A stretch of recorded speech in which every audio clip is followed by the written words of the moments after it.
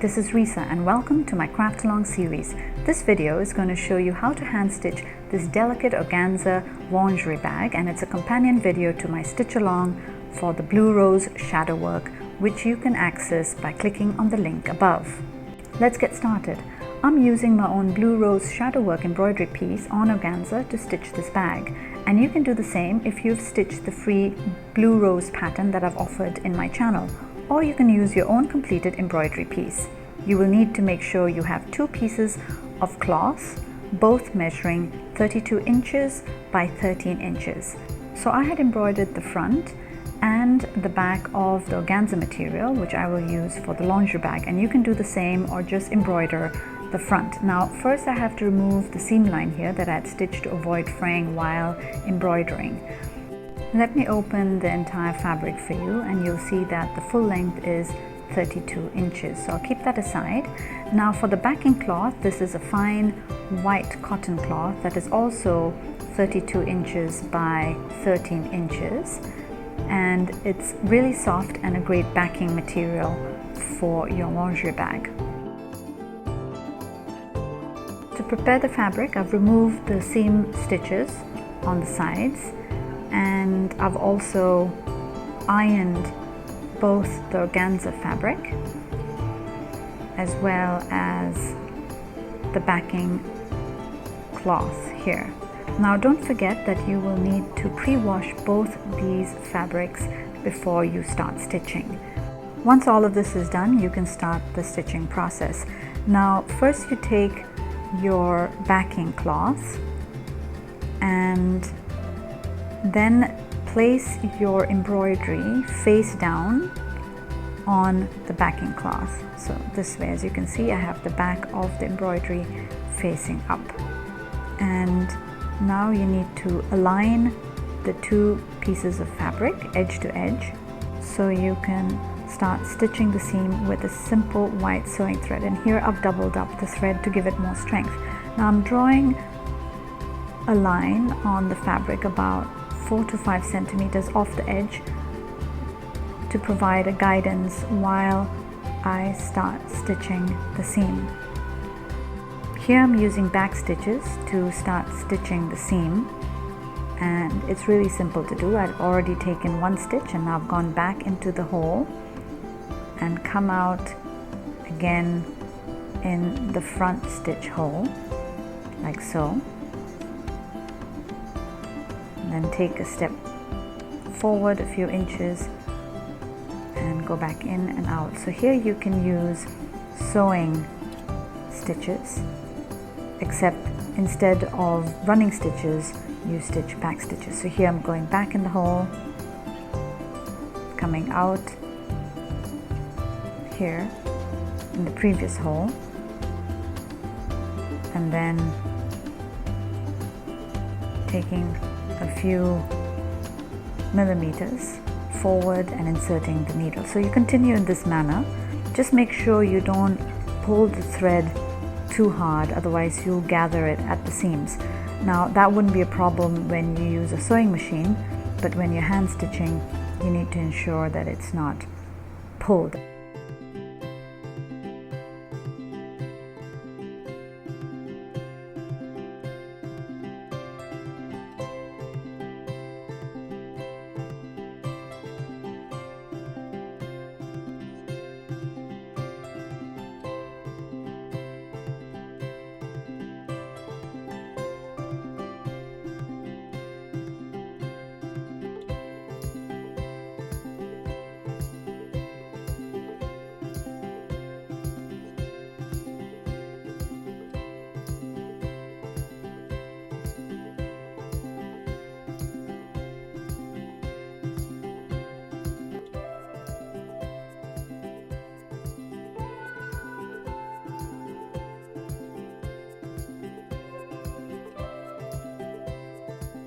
Now I've stitched both sides of the lingerie bag, and now I'm going to trim it very close to the seams. And you know, while hand stitching the cloth kind of shifts, so I'm gonna just trim it at both ends as well. I guess this wouldn't happen when you are running it with a sewing machine. So I wanted to show you the difference between the two seams. On the right side, I used one strand of sewing thread. On the other side, I doubled it, and you can see the difference. On the left, it's a little bit more pronounced, while on the right, it's not. And I think you can get away with just sewing the seams with one single thread.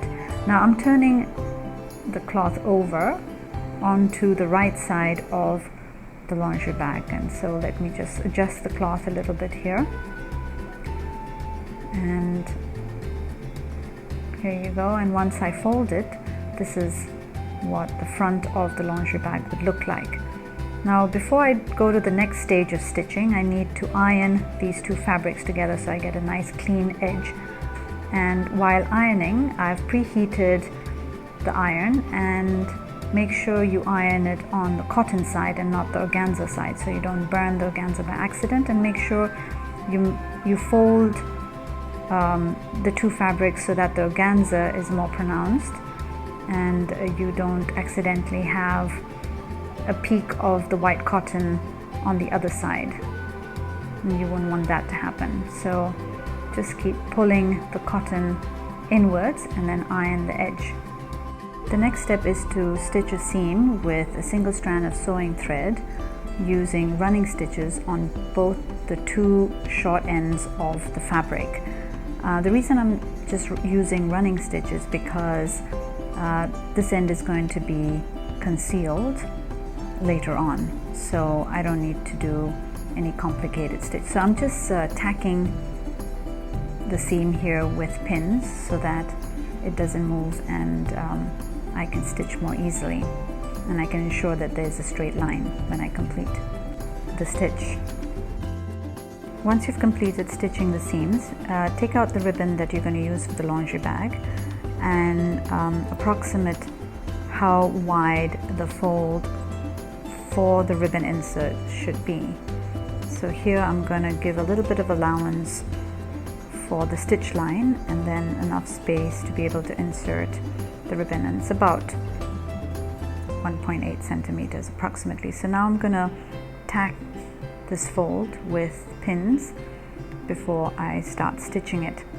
Now I'm going to use a single strand of dark blue sewing thread to stitch a line in the front of the lingerie bag here, and I'm going to use backstitch for doing that. But before I do that, I am going to use sewing thread to run wide running stitches here just as a tack line to hold the fold together, which I will remove after I stitch the blue line. So I've finished doing that, and here is the dark blue thread that I have, and I'm going to remove the pins that I've used to tack the fold so it's easier to stitch. So I'm going to use backstitch as I had mentioned, and to ensure I have a straight line, I am just going to mark it out with a heat erasable pen.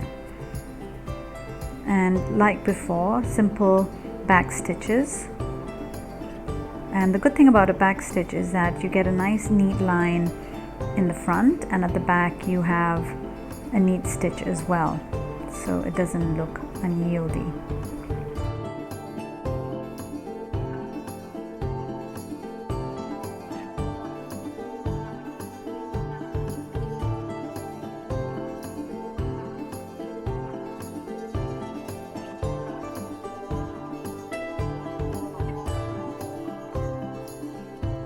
I've completed the fold, and you can see you have a nice neat line in the front and back. And now you do the same for the other side of the fabric, and you measure out the fold length and width and stitch it off. Now I've completed that. This is the back of the lingerie bag on the cotton side, and I am going to stitch a simple hem stitch here without piercing the front of the organza. So just sort of stitching in the fold to the backing cloth here with hem stitches. Just make sure you don't pierce the organza on the other side, otherwise you'll see sort of dots on the front.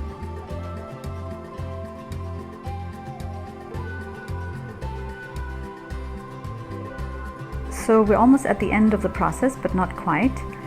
You can see we have the folds for the ribbons, and at the back you have the stitches looking pretty neat. So now we have to stitch the sides of the bag, and first I am going to sort of pin the sides together so that they don't move while I'm stitching.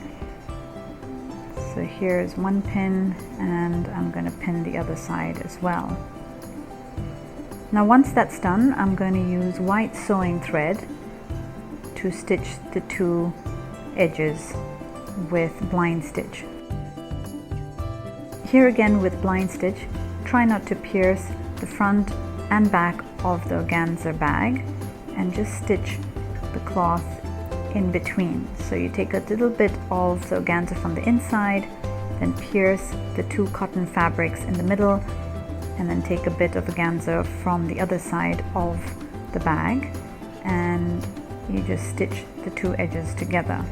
And so that way you don't see any sort of stitch lines on either the back or the front of the organza bag.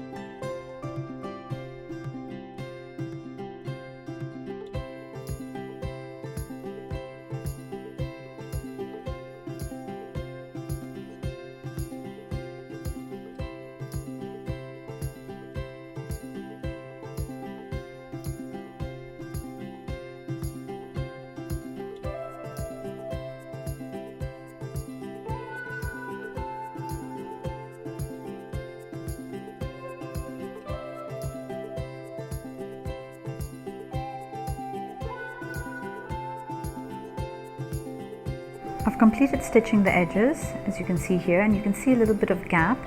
That's okay, because I'm going to stitch the edges with Palestrina stitch here, and that's going to secure the bag. So I'm going to use a shiny blue yarn that you can buy in a yarn shop to stitch the Palestrina stitch, or you could use essentially the same 6-strand blue thread that you used for the embroidery. You start the Palestrina stitch by inserting the yarn inside the bag and coming out at the bottom end of one side of the bag, and use the stitch line here as the center line. Now you cross over to the other side of the stitch line and insert the needle like so above the thread, or sorry, below the thread, and pull it through. So when you do that, you'll get a diagonal across the stitch line. Now you use the back of your needle to go under that stitch, under that diagonal thread, without piercing the fabric. And then again, once again, you'll see two arms, one to the right and one to the left, and you go under it and pull the thread through over the other thread. So there you get a knot. And then you continue in this process. So let's do it again. You insert, wait a minute, let me just sort out my threads. You insert the needle. So that's wrong, by the way. You have to insert the needle on the other side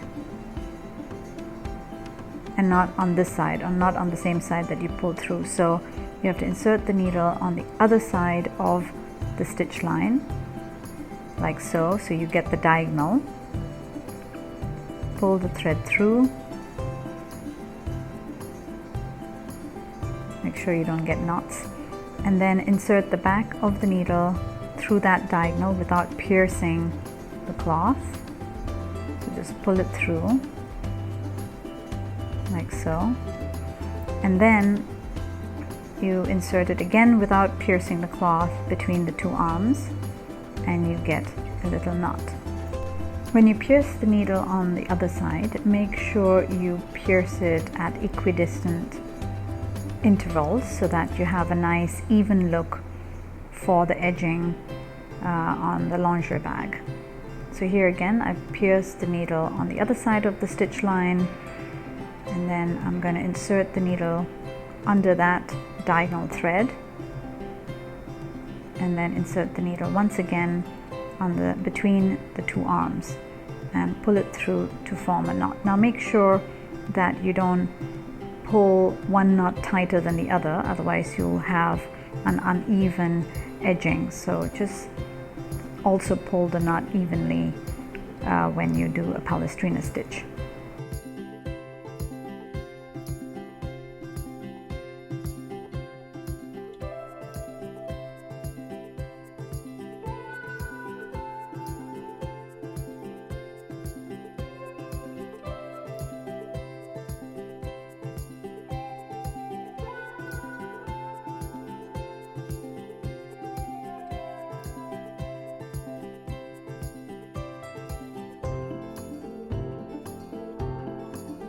Here it is, the completed bag. I've completed the Palestrina stitch on both edges here, and it gives it a nice finished look.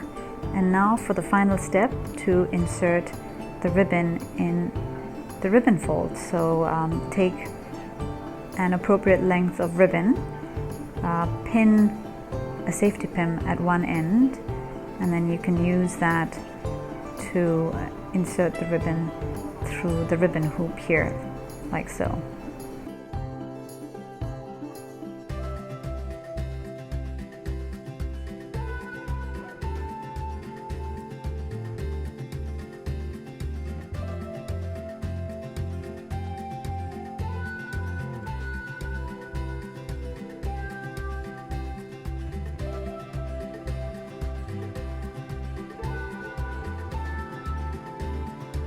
To finish off, you can cut a small V at the ends of the ribbon and apply some transparent nail polish to prevent it from fraying. Please do leave a comment if you found this video useful. Thank you for watching my video. Don't forget to click on the subscribe, like, and notification buttons. See you again next time. Bye bye.